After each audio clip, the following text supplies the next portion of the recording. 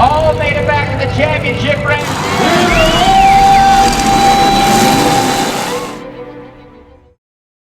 All right, guys, welcome back. This is episode 6? I think 6. 6. Brad made it back alive. Barely. He looks like he's half dead, though. So I'm pretty sure this episode will be kind of short and sweet. Yeah. So, you're alive. Yes, it was a very long week in Madison, Wisconsin. I think our whole group was exhausted by the time we got home. It's just so much work goes into those shows, and I will tell you this right now. Being a driver, being a promoter, and then being just on the helping side, like, man, it takes a lot of people to put a show on. Oh, yeah. And a lot of work. Like you bring in a staff of 35 and, a couple people, you don't even know what they're doing or what they've been doing all day. You just see them here and there, but it just takes so many people to put on an event. And I can't even imagine the amount of hours that went into Madison. I mean, the track was soft. Yeah. First night, and those dirt guys, they worked probably 20 hours a day for the next 2 days working on that track to get it to where it was pretty solid, and even on the very last day, they still had to work another like 10 hours. Even though the track was good, they had to extend it because their format didn't work out. And because the format didn't work, they ended up bringing in, about 14 more cars to the main event than originally planned. So, see, I didn't know that. I didn't know they had to extend the arena. I mean, that makes sense. Yeah, they had to extend it 30 feet. And then after the first 10 cars were out, they stopped it and pulled the first 10 cars out to help clear the track. Which I think that helped pick up the pace just a little bit. It helped pick up the pace. The other thing is the ventilation, and that building was built in like the mid 70s and it hasn't really been updated. UD did the best they could with the ventilation. I gotta say the airboat, genius. When Parker mentioned that on the stream, I'm like, he's just full of crap. And then I seen the Snapchat of it and I'm like, oh crap, they're serious. I told Shane, I said, after first night, I'm like, they need a big fan on wheels to wheel in front of that door after the cars come in. And the next day, they show up with an airboat. But what's crazy is Saturday night is they had a pretty good flow of air going through the building. Yeah. And then the wind outside changed directions. Which you can't control. So right in the middle of the main event, we've got, probably 15 people running every direction, changing all the fans, 180 and all the fans to push it the other direction. Yeah. Well, actually, sorry, that was mid-show. Yeah. That was mid-show. Yeah, I was going to say, I thought it was earlier. I don't remember seeing you guys running around in the main event. No, we did. Did you? But mid-show, we changed him and pushed the air out the other side of the building. And then halfway through the main event, we actually got shut down by the fire department because we hit max CO2 levels in there. So we decided the wind shifted again, so we had to run and switch all the fans back the other way. So you guys got a workout. Oh, it was a hell of an event, I'll tell you, to be on the working side. But it sounds like the building / fire guys there were a little more strict than your average indoor venues. Yeah, because at Gold Rush, I think I've only seen them stop at like 1 or 2 times. Well, I'll tell you right now, I've been in Blizzard Bash where it's the smoke's so bad you can't even see the upper bowl. Yeah. And like I remember it was like 2017 when we left that place, I could barely talk. It almost felt like I've been smoking all week. And Wisconsin was not near that bad. Like you could see the whole arena. Parker mentioned that a couple times on the broadcast that he felt more refreshed after 4 days of Madison than he felt 2 days after Blizzard Bash. Yeah. To kind of compare the air difference. I think that they were a little bit more sticklers on the CO2 levels. So I know there's a lot of people that were mad and frustrated, but I mean, at the end of the day, you shouldn't be fighting and bashing a promoter over health concerns. I mean, especially something that's out of their hands. That's not, a promoter's not going to shut it down. Like, and with that kind of money on the line, they're not just going to shut it down for the hell of it. No. I mean, that was the first. I mean, if you haven't watched it, guys, it was a 4-day long event. They had a bunch of cars not show up, so they had to redo the format. The building, they had to bring in their own ventilation, which I actually think they crushed it with it. I know that people there or people at home will say it was terrible and stuff, but it was terrible because we had to shut down. It wasn't terrible. Like, you could actually see and breathe. It just wasn't meeting the standards. So, and then, the main event started late. It started exactly at midnight. Which is wild. 11 o'clock Utah time. And then the fire marshal shut them down for 30 minutes. I mean, that is when we were switching off fans. Yeah, okay, that makes more sense because I think they panned up to Dustin and Parker up in the booth. And I'll tell you, it made a huge difference when they did switch those fans. So it's crazy how the air in different directions outside affected it on the inside. And on the broadcast, they kept saying that's one of the only venues you can have that has doors on both sides to keep the airflow going. Right. So I think that was probably a big help. Yeah. And then there was just so many cars that are well built with drivers, and the drivers weren't driving as hard as what we're used to here. No. And anyways, about 2 hours in, I mean, it was 2:45 and the arena shut them down. I was telling Justin while I was watching it, I said, all these guys that are in here for, that had lasted till the end, probably have more seat time just in that one heat than I've had my entire, driving career. Just because, heats here last anywhere from 5 to 10 minutes. Yeah. Well, and that, it's a different style derby. Yeah. 10 years ago, if you would have asked me, I would have just went off on these guys. I'm the same way.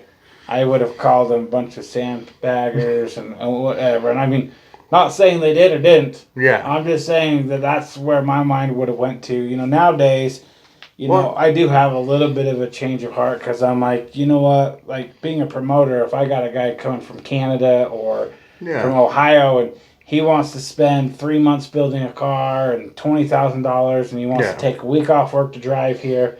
Yeah. Who am I to tell him how hard he has to drive or how hard, he can't drive?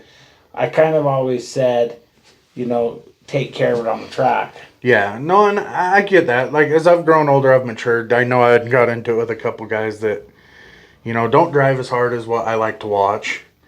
And over the years, I've just matured and realized that it's their equipment, it's their money, it's their time away from their family. So however they want to drive is up to them. It's definitely not my favorite. Yeah. But you know what? I'm still going to walk up after the derby, shake their hand, tell them good job. Right. And even here, you could see the battles on the track, but I guess my frustration part is how do we as a promoter or a person standing on the berm, how do you enforce and how do you push the pace? So, every derby driver's got their own opinions, I've kind of thought, it was, God, I can't remember how long ago it was Stern Dirt had the 50,000 to win here. At one point, one of the rumors flying around there was, the heat's going to last this long, and after this time limit, we're going to start taking money from the pot. And I remember that year distinctly. It's the only year I haven't driven in Heber, prior to me taking over promoting since I turned 16. But I remember talking with the guys from the fair board, and I just told them, I said, hey, if you're doing $50,000 to win, you're going to have a 2 to 3 hour main event. And they kind of laughed at me. They're like, oh, no, you won't. And I'm like, no, seriously. Yeah, that's a lot of money. And now you look at these Blizzard Bashes, Capital Carnage. Bristol, Madison. They go 2 hours. Oh yeah. When there's $50,000 on the line. So one of the common questions I get asked when I'm out of state at these big derbies, they always say, how come you guys have so much prize money? And the reason why we have so much prize money is because we truly, and this is my belief, it's not a fact, it's just my opinion, we put on the best derbies in the nation for spectator viewing.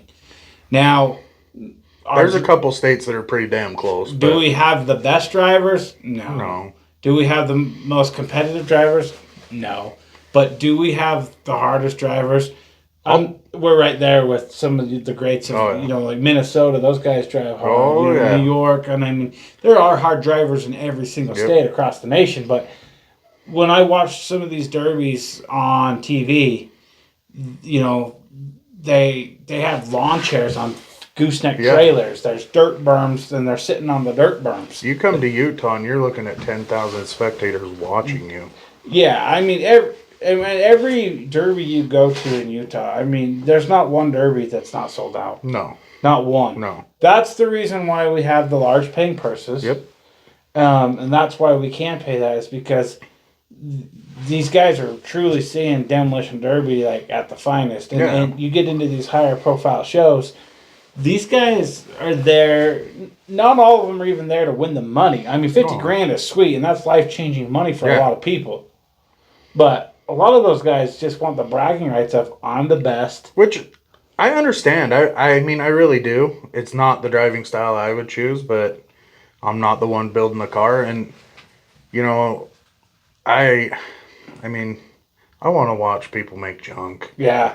No, I do as well. I mean, we could sit here for hours upon hours, days upon days, many different people putting their input in. And I don't think any of us would ever come up with an exact way to make everybody drive hard and drive for the big money. I mean, some of my best friends, when they came into this sport, were just absolute monsters. Full tracking, hardcore hits, and over the years I've seen them slow down and become more methodical drivers, because sometimes it's not about the money, sometimes it's about the trophy, sometimes it's about the bragging rights, and sometimes it's about all the above. Yeah. And anybody that says they don't go to a derby to win it is a freaking liar, because I'll tell you what, like, I've won one derby in my whole career, and my plan is to win. Like, I want to win. I mean, I could argue that a little bit. Yeah. Because when I go to a derby in a fresh car, my mentality probably is to win. Yeah. But when I show up to a derby on my second or third run in that same car, it's when I look at the field and be like, I can't beat half of these cars. My goal for that night is I'm going to make junk and win Mad Dog. Yeah, I definitely get what you're saying. I think, though, just it being a competitive nature, I think the end goal is always to win. It doesn't always pan out that way, and, that's fine. Yeah, I mean, like I said, everyone shows up every night for something different. I mean, my first derby, I can promise you I wasn't there to win. And I didn't care. I just wanted to be inside of a derby car so bad my teeth hurt. Yep. So, I mean, everyone has different reasons and whatever. I truly wish they could get back to those days, though, to where you were just so happy to be in a car and you wanted to wreck it and have fun. Yeah, and I mean, I still feel like that sometimes, but then, after being in the sport so long, you want the recognition of being the best or on top or being one of the best. Yeah. And I think that's where the national shows are, like that, they're giving you that platform to do so, but it is a different type of derby from what we're used to here in Utah. Yeah, it definitely is. And like I said, I don't think it's a bad thing. I just think it's different to us. Yeah. Another show this weekend was the Team Show, yeah. Where was that at? That was in, I want to say, Sturgis, Kentucky. Yeah, so we have a derby going in Wisconsin and Kentucky. Both are, on more of a national platform type show. The team, it was a 4-man team show? 4-man team show. And that one actually, to be honest with you guys, I didn't know what was going on. So I'm assuming that's a new show, or it's It was there last year. I know that. I'm not 100%. as a 4-man team show. As a 4-man team show, I believe. And the only reason I know that is I did some shirts for some of the guys that drove. And Justin and I watched it last year, and it was a pretty decent show. And, watching what I watched, like, because I had both pay-per-views going. I had one on the projector, one on the TV. And when, something would be done on this one, we'd start watching that one. And just, man, I love the 4-man teams. Oh, yeah. I mean, I've driven, I wish I knew, I really do. I've driven in over 200 demolition derbies. I know that for a fact. Yeah. It could be closer to 300, honestly, but I don't really know. But if the singles just, I don't know how to explain it. When you've been in a singles many, many times, it kind of loses that appeal. But like, I've been in, I think, 3 or 4 team shows now, and there's just something about the team show concept, whether it's 2-man, 3-man, or 4-man, that really interests me because I like the differences in like the pace. I like you're not out for yourself. You've got to keep an eye on other cars. You also got 2 or 3 cars that you are their bullseye. Yeah, 100%. And to me, I definitely prefer the 4-man team, especially since Sam introduced the 1 versus 1 team. You never have to worry about that. You really get to see who the better team is. Yeah. The 2-man team show, I'm not as big a fan of because, you still have the politicking and stuff that still goes into it. But you're right. I mean, it's definitely a different format than driving in a singles. I've only got to do it once. Yeah. And it was fun. It is. And I want to drive in another 4-man team show so bad my teeth hurt. I'm hoping that there's some sort of Gold Rush format back in South Dakota with a 4-man team. I really think I'd like to put a team back together and go try it again because I do enjoy that style of derby. I wished I had the dedication to dedicate it and drive one because that's a dream. I think that would be freaking awesome. Yeah, it is super fun. Like when we were talking about mixing up the Heber, I mean, tons of these guys wanted that 4-man team show format. And we went back and forth trying to figure out how to make it work. We contemplated 16 teams. We contemplated on doing just 16 teams, but doing 2 separate brackets and doing 2 champions. Yeah. But when we just started putting all the numbers together for payouts, the days, the schedules, we just couldn't make it work. We just couldn't. Yeah. Well, and that's a lot of cars to inspect too, because then you still have that and all your filler heats. Yeah, I mean, I'm not so much worried about that as much because like we have 32 cars in our 8-man team show. Yeah. And if we would have done another bracket, that'd have been another 32. I've got that many cars signed up in singles. Yeah. So I'm not that worried about inspecting the cars, but to run that head-to-head format. Yeah. That's what these guys want. They don't want to go. I mean, that's the reason why I don't think I'd ever go back to Blizzard Bash. Like you just don't have a chance. No, the 1 versus 1 is where it's at when it comes to teams. Yeah, because I've literally seen some of the best guys pull on the track with 2 or 3 guys going against the other 4, and that team of 2 or 3 win. Yeah. I've also seen some of the best teams lose to some of the worst teams. Yep. Because every round is different. And it's like March Madness for demolition derby. It is. Because anybody can win on any given Sunday. The first year at Gold Rush, the RPM Redemption, when they won, from my understanding, those guys were a brand new team, never driven together. Yeah. And those guys went in, and I'm telling you.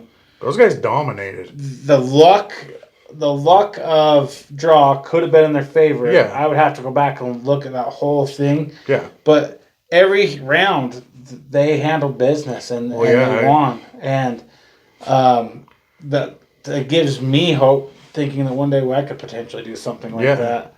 Well, and I remember when it was Iron City Nationals versus RPM Redemption, I looked at the person I was with, and they're like, oh, this is Iron City's hands down. And the look on their face when Iron City lost Yeah. was like in pure shock. Like that shouldn't happen. That was the first team show I'd ever been to. So Yeah. I didn't know who was supposed to win and who was good and who So wasn't. that's the one thing at every derby, but even more so in a team show. Heat draws are huge. Huge. I think so. I mean, we've talked about it like in a singles event. If you look at most derbies that are got heats, not your one and dones, but actual heats, usually 2 or 3 of the top 5 cars came from the same heat. Because there's always that one heat, the luck of the draw, they got an easier heat. Well, I'll use the old Iron Wire last year, for example. Like, in my opinion, I got stuck in the easier heat. I would probably agree. And when I seen a couple of the names go to the other heat, I looked at Justin. I'm like, oh, thank God. Yes, but that's how heats are. And then when you do a team to head-to-head team show, it's the same concept except for it's more than just you look at the bracket. And yeah, first round you draw someone, and you're just hoping to God. I mean, at the 7 other people or 15 other people, depending on what bracket you're in, you're just hoping you didn't draw the best team or one of the best teams. But then again, round 2. Yep. Like, who do you face round 2? And it all comes down to how the heats are drawn and land on that bracket. Who you face in round 2. Oh, yeah. So there's always that one team that's going to have the hardest path, and the one team that has the easiest path. And that's what's different between like a March Madness or an NFL, because those guys are seeded by season performances. This is luck of the draw, and it truly comes. They're just so important, those. Well, I mean, look at Capital Carnage. You had probably 2 of the best teams draw each other right off the bat. Yeah. And one of them didn't make it, and then ended up going the long way around to come back and win the whole thing. Right, and at our show, that doesn't happen. There's not that option. In order to win our show, if you lose, you cannot take first or second place. The best you can do is third place at our show.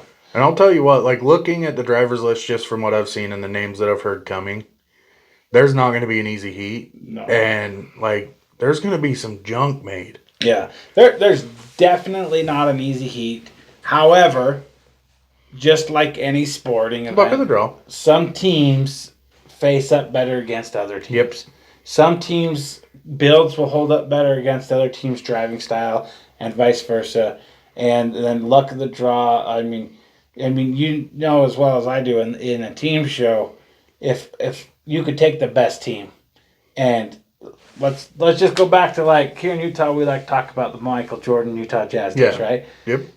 If you draw the Michael Jordan team, what happens when Michael Jordan loses a transmission? Yeah, 100%. When Michael Jordan's out, yep. You now have an advantage. Yep. You never know what's going to happen. You might get, a poisoned pizza, apparently. Yeah. So, I'm just saying that that's what I do love about Demolition Derby is... Do you think drivers notice, like, when a certain team comes in, like, in a 4-man team format, like, oh, man, we could take that team?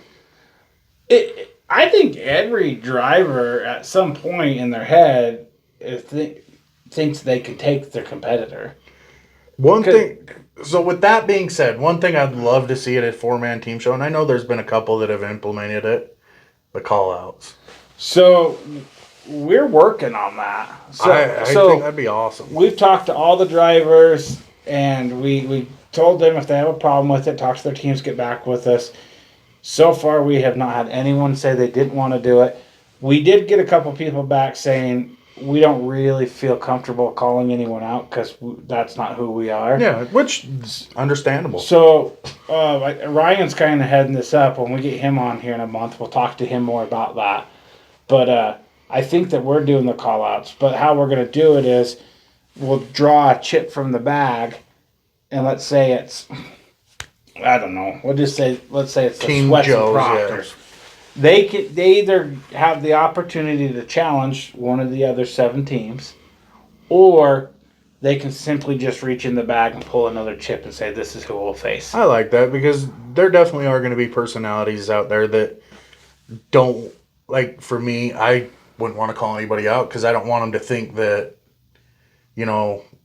I'm going for them or I don't think they're good. Like I'm here to tell you, for me, nothing would be worse than calling out a team you think you got their number and then they kick your ass. Yeah. Like, because then that's going to deflate you even more. Yeah. So I know that's what a couple guys are actually worried about a little bit. They don't want to make anyone feel belittled or anything. So we just said simply, all right, if you don't want to choose somebody else, you can just reach in, pull another chip out, and that's who you face. And then we'll have 6 teams left. And so we'll pull that next team out. Those guys will have the opportunity to say, we want to face these guys.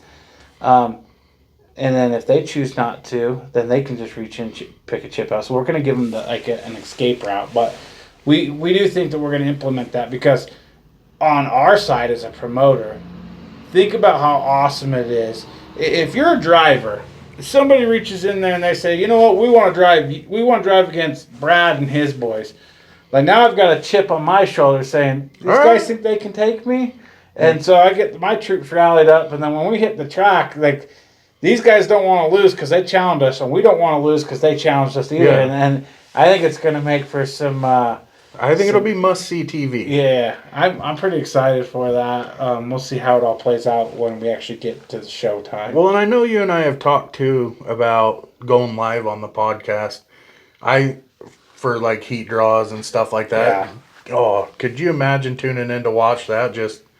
some of the suspense and stuff. Yeah, when we get a little closer, we'll figure out all those details. We got We Crash TV coming in this year. Yeah. And we'll see what they want to do with like their pay-per-view. And what they did a phenomenal job. Like just listening to the announcers, they're entertaining.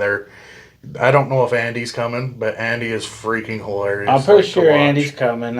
Andy, Dustin, I think Parker's helping him up there. Who else is better to have announcing and talking about Heber than Parker? Yeah, I mean, he knows everybody.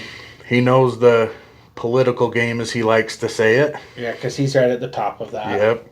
We call him the president in Utah. So. Or Thumper. So, when we get to the heat draw, we'll figure that out. But we do think that's a whole event in of its own. Oh, yeah. I mean, those guys, some of them guys, I can think of Nick Last, my buddy Nick. He probably won't sleep that night, no matter who he draws.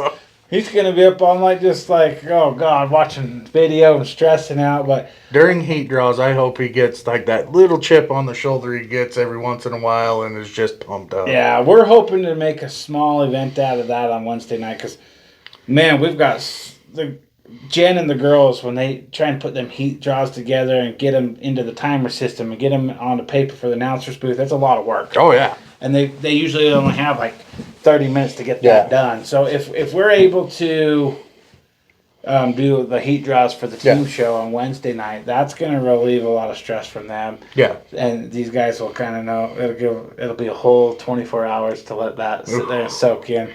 The nerves, I don't know. It'll take you back to the old school days of Heber when we used to get the driver's list like the night before and the heats were already pre-made. Oh, yeah. You're like, oh, crap, that person's in my heat? Like, oh, how are we going to do this? Yeah. No, I do like the heat. We'll do some of those heat draws live at the event with the singles and then like all the one and dones. But the team show, and I think we're going to do a day early. Yeah. I think that's a great idea, too. We would love to hear some of your guys' ideas, honestly. If you have any ideas for heat draws and just any ideas that you guys want to bring on here and talk about as a topic, or shoot us over so that we can, we're open to everything, guys. But I'll tell you, when Ryan and I took over this show, our goal was we wanted to get the community back involved. Which you guys have done a phenomenal job with that, especially like the one and done eats. Yeah, and that was our biggest goal. And then then after we kind of felt like we kind of got that, then we're like, all right, now let's work on getting out of state drivers, which I think we accomplished that. Yeah. And then last year I was like, all right, let's get this show on the map. How do we turn this into like must see TV, a destination derby? A lack of better word, like one of the national shows. But honestly, like after being at some of these shows and watching on TV and stuff, like I don't really know if I want our show to be known as a national show. I feel like I just want to be known as a really, really, really good derby. Yeah. And I don't care if we get the biggest names and drivers in the state. Like, I can tell you right now, I've seen the drivers list. Yeah. And there is not one heat that is going to be bad at this show. No, I don't think so. I've seen the same list I mean, for the most part. Every class is full. Like, every heat is going to be good. I think it's going to be awesome concept with having the team show with the one and the singles. I'm super excited for that. Well, and it's going to be a new experience for the fans, too, because none of the fans have really ever seen the four-man team concept or team show, period. Yeah. Because most of these guys that come to this show here in Heber are county people. They're people from around here that are buying tickets to come watch you guys. If I'm not wrong, the only other four-man team show was 2015 Hot Rockin' Forth. Yeah. And that, honestly, that was when four-man team shows very kind of first hit the map. Yeah. But I don't think that even myself was really into four-man team shows as much then as I am now, and the concept. But, and then, like, Hurricane's running the two-man team show. Yeah. And I know that it's different than the head-to-head four-man team show, but I still like the two-man team show concept too, because it's pretty cool pulling on the track with your buddy. Yeah. Knowing you got to drive with your buddy to the end. See, and I think the reason I have such a sour taste in my mouth for the two-man team show is the year we went, we drove at May Mania, and it rained for, God, it felt like for a month straight. I remember that year. We drew the same heat. Yeah. And cars wouldn't even drive. No, the mud was so deep. I pulled into the arena, and my teammate had to push me around the arena. And then they said go, and my car stopped. Because it was so thick. Yeah, I remember that. That was, good Lord, that was like 2011 or 12. 2011. Because I ended up taking my car to the Rabbit Rumble after that. Yeah, it was a good show, but just poor circumstances, poor outcome just because of the weather. Yeah, I like them. I mean, I drove a three-man team show too, which three-man's a weird concept because you still got to put multiple teams in there, so you still get the politics and stuff. But I don't know. I mean, there's something about a singles event, winning one of those by yourself, and I mean, I've never won a big team show.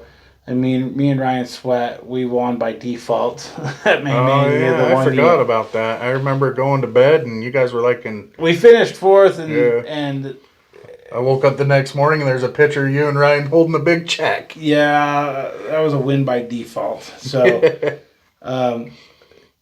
the check cash was nice, but there's just knowing that you weren't actually the top dog, it just hits differently. So my goal is I want a team show win. I wish I could drive in Heber so bad because you guys were pretty damn close last year, Hurricane. Like the reason I say that is because Ryan was the little engine that could, man. Like he had both front tires beat off his car, and he gave that motor everything it had to keep going. Yeah, I mean, that was Ryan's first Derby in quite a few years, too. I mean, if Ryan had some more experience under his belt, and then also me, like you can go that much further each time. So, maybe in a few more years, we'll try her again. You know what I mean? Yeah. I would... I've considered, when Hurricane first came out, I considered running down there again. Because, the wire class, you're going to have to drive a little more... that's finesse. Yeah, I guess. I guess finesse is the word. Because you're not going to be able to make those really big hits or whatnot. No. But this year, just the dates didn't quite work out for me. Well, and seeing some of those drivers that are going like that, that's going to be a pretty decent show. Yeah. So... what's really awesome about some of these shows is even take Hurricane, the last year compared to this year, it's a whole different set of drivers, and it seems like there's a lot of new blood going down there. Yeah, and that's pretty cool. It kind of compare that back to Heber, our four-man team show. We have a lot of the bigger name drivers in this region. Yeah, but then you go to the singles list. And there's a few like the big name drivers, but then there's just tons and tons of guys that are beating on the door. You know, the guys that are coming up, the guys that are coming from out of state. Yep. You know, guys that like. I honestly like. I wouldn't say I'm most excited for that because I'm definitely excited for the team show, but I am super excited to see the outcome of the singles class. Yeah. Because there's so many people in there that have potential to be on top. Yeah. And I really like can't wait for that class to see. There's some young drivers in there that are very, very capable of winning that show. Oh yeah. There's some old time drivers in there. There's honestly there's a handful of guys I don't even know who they are. Yeah. But I've heard their names or I've talked to people and I'm like, oh yeah, they're good. And so Yeah. I'm like, this is gonna be awesome. Yeah, that's a show you're definitely going to have to stay tuned for because I went over the list the one night I was at your house and I was just like, dude, all these guys are signed up. That's going to be a good show. Yeah. Yeah, and then, just that's the thing is like, I do think that Heber is definitely going to be on the map, kind of on like a national prospect, but I think after kind of being these bigger ones, I don't know if I want to push it over the board. Yeah. Like, I don't really know if we want to expand further than where we're at. I don't know how you... Well, I don't know. I was going to say, I don't know how you push it even further than what you guys have. Yeah, and I don't know that I do. I mean, you look at, like, UTC and JUAB, Maymania, maybe the State Fair, Halloween Havoc, Manti, Camas, Coville, Twilly. You look at these shows here in northern Utah, like they're all great shows. Yeah. And they're not sitting on like what you would call a national level, but like I look at every single one of those shows like there's something special about that show. Yeah. No, I agree with that wholeheartedly. I feel like here in Heber we kind of hit our niche and now I kind of like I want to just kind of see how it goes from here. Yeah. I think that I think there's a lot of support that we've gained, and I just want that to kind of stay and keep that. And there's no need to continue to expand this thing because I think if you keep expanding it, like it could potentially ruin this show. And that's the last thing I want. Well, the great thing about this show is it feels like a national level show with the county fair feel. Yeah. Well, and the great thing is look at most of what you would call a national show. They're mostly Midwest or further east. Like we don't have any over here in the West. I mean, I know that there's like what's the show coming up in California? It's Spring Extreme. Spring Extreme. That's kind of one of their bigger ones down there. Have you seen that driver's list? I have not. That driver's list. It's going to be a great show. You've got the tags running. You have Tom Russell running. You have Heffley running. There were a couple other names, too, that popped out that I recognize. Casey Prill's name was on there. There was a couple of drivers. Talk Derby to Me podcast, Bobby Rutledge is running. Holt's running? So, I don't remember seeing his name, but when I talked to Tom today, Tom was saying that he's having Holt build him a car. Oh, nice. And... so that's what Tom will be running is what Holt builds him. So yeah, I mean that's a great show there for the West Coast. 100%. That's one of the most popular ones that I hear about. Yeah, and I got to do a little more research, but it sounds like they've got a team show. Maybe it's not a team show. Maybe it's a singles event, but they're doing something either single or teams. And it's not. I don't think it's in Greeley, but it's by Greeley this year. I think I heard that too. So we'll circle back on that when we look at that. But that one, unfortunately, that one's a 2-day show, and it's like the same. It's 2 days before UTC, a week after Heber. So it's going to be really hard for any of the Utah guys that are wanting to run these shows to make the trek. But definitely a pretty cool event happening over there as well. Well, there's big things in Derby happening, and it's a good thing to see. Yeah. The one thing, guys, if I know that we just kind of rambled on today, but the one thing that I would just like to say after being out in Madison this whole week is there is a lot of effort in these shows behind these promoters. You can definitely tell that some shows put in more effort. Yeah. But at the end of the day, Like, find your favorite show, go run it. Yeah. But when you're there, tell the girls at the registration table thanks. Yeah. Tell the inspectors thanks. I know that you're going to butt heads with them. I know you're not going to agree. But when you're done arguing with them, once you got that flag on your car, go over and shake their hands. They've been under that ramp or that lift or out in the hot sun all dang day. Yeah. Like, go tell them thanks. It's a very thankless job, I feel. The guys on the berm are... They're calling the best serve you can see. I can promise you, when you're on the berm, you're not watching the whole track. You're watching what's in front of you. You're trying not to get run over. We're talking on the headsets about different things, so you miss a lot. And sometimes when you're on the berm, you don't agree with everything, but you have to trust that the people around you are making the right calls as well. But as a driver, like... These officials aren't going to get it right every time. No. I promise you. They're human. They make mistakes. That stuff's going to happen no matter if you think it shouldn't or it should. Yeah, and all I'm saying is you don't have to agree with every call. And if you have an agreement, go talk to them, but don't yell at them, scream at them. Talk to them like a human being and just let them know what you're unhappy about or go question, say, hey, why did this happen or whatnot. But when it's all said and done, like, tell these people thanks, because what's going to happen is one of these days when people don't feel appreciated, they're going to stop doing it. They're going to stop doing it, and we're going to have less places to run. Yep. Like, I'm helping Juab, so I can't drive there. I put on Heber, I can't drive there. Guess what? They're two of my probably 4 or 5 favorite shows. Yeah, that would suck not being able to run your favorite shows. And... I had a great time at Hurricane, this year not going just because of the dates, and I didn't love the rule package, so it didn't push me a lot harder, but, you can only build so many cars, and Camas is one of my favorite ones. It's close to home, and I haven't had the opportunity to run that the last couple of years, but I can't wait to get back on that track, and I absolutely love Coville, but it's the same night as UTC, and I love UTC, so... Yeah, that's kind of what I was thinking, too. I was thinking to myself today, I'm like, well, if there's anything left of the wagon, I could take it to Colville, but it's on the same night as UTC. Yeah. So. And I've been, I drove Twilla, I think, just once, but I had a great time out at Twilla.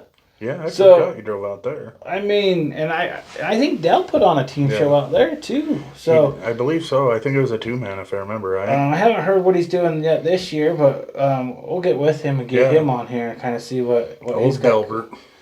See what he's got going on for this year. But anyways, at the end of the day, tell these people thanks. Like, anything that we want out of this is just to build the promoters up, support your promoters, support each other as drivers. Positivity. Yeah. I know that there's a lot of negativity in this sport, and I've been involved in some of it. But, hopefully that'll all change, and we can build this better for Utah moving forward, support each other. Yep. But next week we have a character on. I think, we got Gumby. We're trying to get Gumby on. We want to talk about old school derby, like prior to Stern Dirt. And that guy will have some stories to tell us. Yeah, it'll be fun. Beautiful Utah weather, guys. Depending where you're at, it's anywhere from probably 60 to 80 degrees this week. Get out there, get those cars stripped, burn some welds. Turn some wrenches. Get those cars built before it's too late. It'll be 90 degrees and you're sweating your butt off. So, I was proud of myself. I started this weekend. Yeah. Hope to see you guys all on the track soon, whether it's in the arena or in the bleachers. We'll talk to you guys soon from Headers to Headphones. We'll see you next week.